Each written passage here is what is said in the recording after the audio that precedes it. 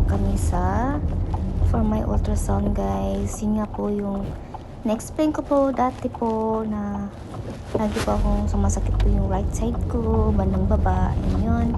Sa wakas po ay yun nga po is February 26, sabi ko sa inyo, ang ating ultrasound appointment dumating na, yun na. And hanggang ngayon malamig pa rin, and inuubo pa rin ako, pero hindi naman as in, pag na na talaga guys, pag malamig talagang sumisipa na naman yung ubo ko. Yan, sa wakas naman naka-araw-araw, may araw na ng konti, yan.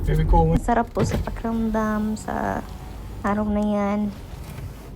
At yun namang isa, alam niyo naman po yung pilay niya.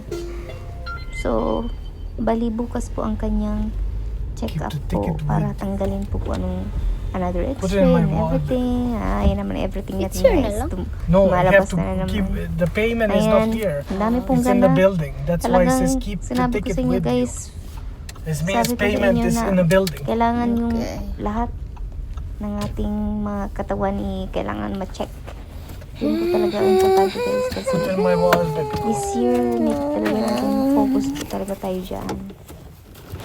Yan 15 minutes or 9 minutes kami ang nagbiyahe dyan. Malapit lang naman guys, pero sabi ng yung tumawag sa amin yung nag-ultrasound, kailangan mo maaga ng 15 minutes bago yung time sa appointment mo. Kung hindi, pag late ka, magbabayad ka ng $90. Ayoko naman po guys. So ngayon, hindi kami late. 20 minutes lang yung late namin.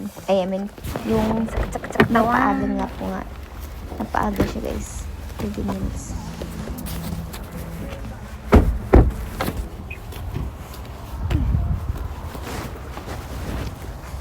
Word and Medical Center. Diyos ko, lamig.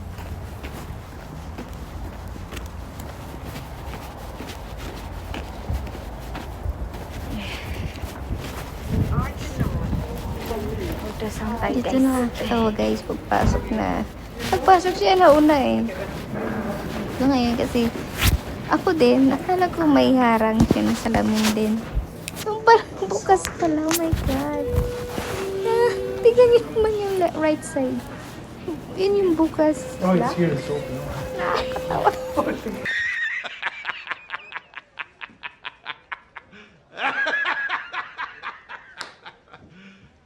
You serious?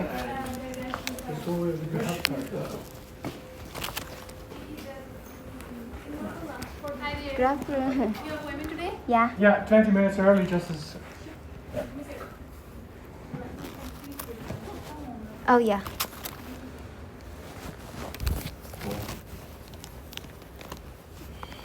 I can help you next down here. And your phone number ends with 1567. Yes, it is. Phone number. Yeah, that's the landline. Yes, Okay. it's not a mobile though. So I don't know. What is on 6597? 6597. It's mine. That's the mobile. Yeah, Okay, mobile. that's good number. Should I Yeah. write it number? Okay. Yeah. I should be more mobile because then she can get the message right away. If it's a land Yeah. it doesn't go through. Thank you.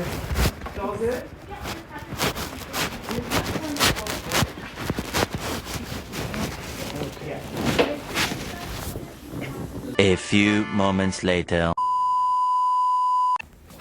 Grabe, hirap maghinga guys. Pagod ako kakahinga.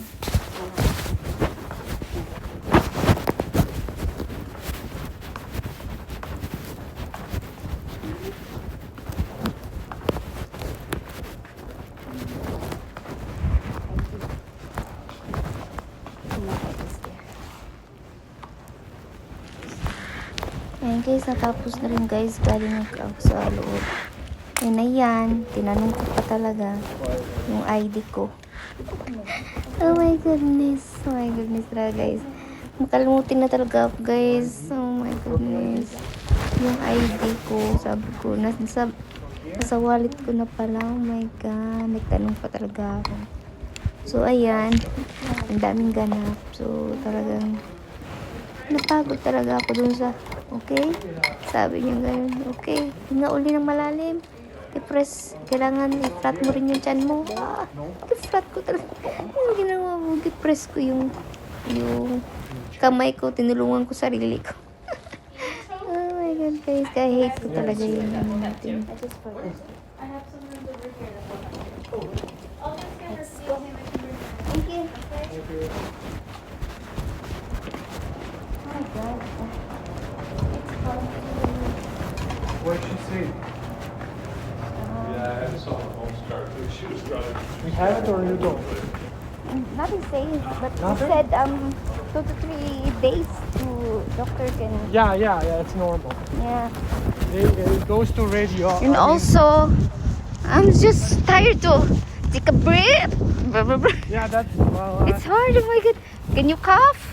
Okay? Oh my God. Tapos na rin. 2 to 3 days. So baka Monday, tapos na yun. Do you think Mondays you have result? baby ko. I don't know. It's not my company. Okay. Patience. Pink. Look, the mirror's pink. Yung back ng mirror. Okay. Wallet. Yeah. Oh my God, everything. Oh, I have to pay inside. Fuck. I mean, half I, what's it called? Half I take off my panty. Make it. Yeah. Oh no. Doing this on my down. Okay, baby ko. Yeah, the white. Okay. You give me that on the gate. Opo. Buhay. Kabayad ka tuloy ng...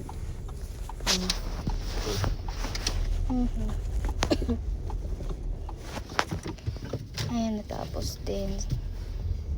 Ano kaya result nito? Patay di ko ani.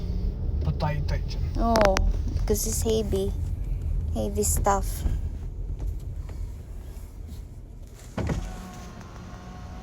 You need to read the manual. Fuck. Not working, use other side parking lot. Hmm? Where's that? I don't know. I have to go inside. That's crazy. Yeah. I don't know where. Oh, I don't know where's the other side.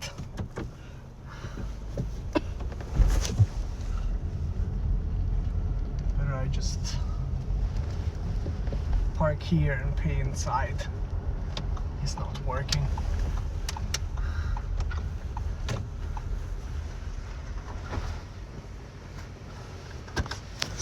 Yeah. Kaya go with you, baby ko. No choice. Saan ba siya lalabas? It's gonna look where they go. Not, parking din pala siya. 2,000 years later.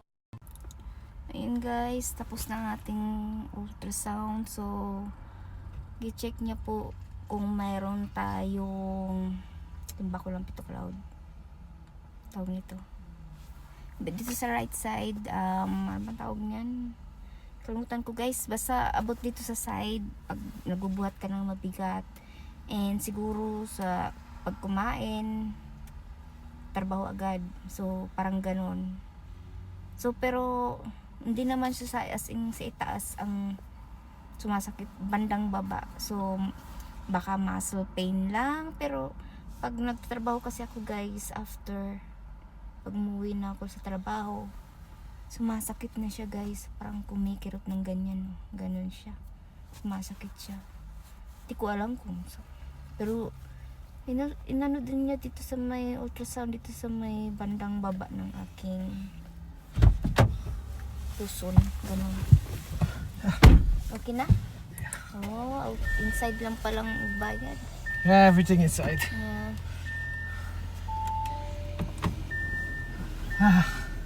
It's cold.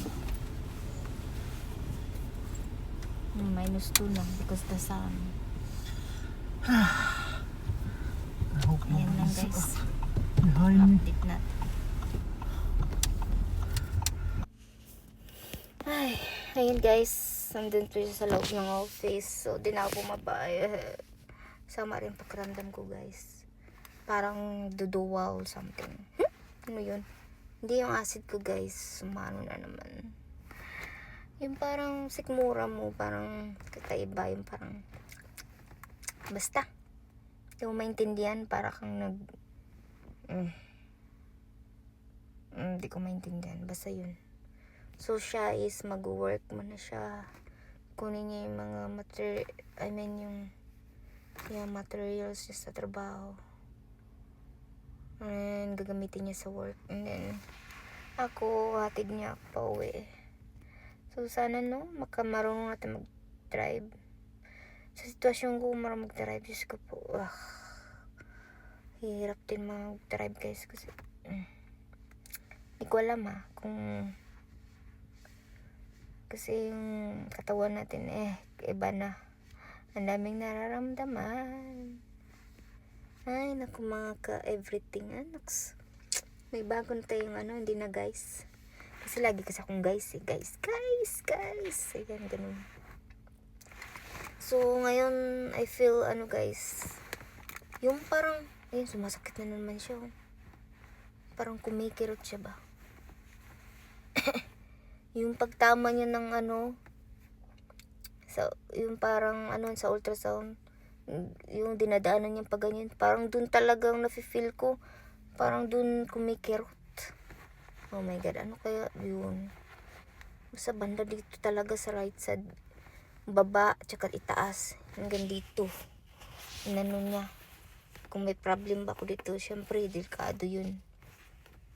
Alam nyo na yun kung ano yun. Yung maoperahan ka, tas, ayoko yan. Yung ko.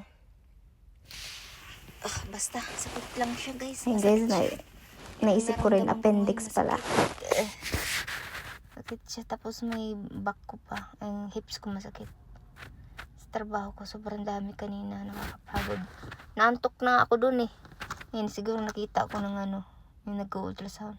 Okay, pasok ka na. Sabi niya, how do you feel? Sabi niya, good.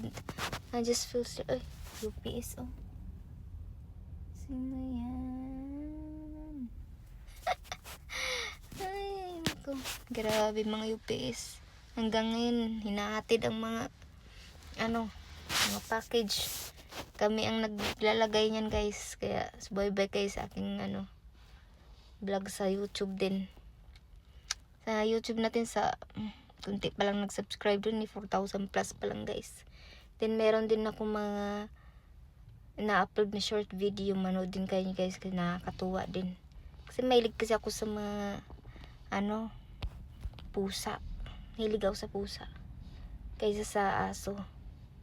May aso kami isa dun sa bahay. I mean hindi dito sa Canada, dun sa Philippines. Dito bawal kami mag-alaga. Birds, tsaka pinapakain ng namin. Yung brother-in-law ko, pinapakain niya ng mga food ng birds. Food birds. Ganun. Basta, bumibili siya sa Amazon ba yun or sa labas. Para pakainin, tapos yun. May dumadaan din pusa doon. Kinakain yung mga yung birds. Ayun, ako andyan na yung asawa ko guys. Ayun lang guys, don't forget to like and subscribe. Ayun lang for my everything.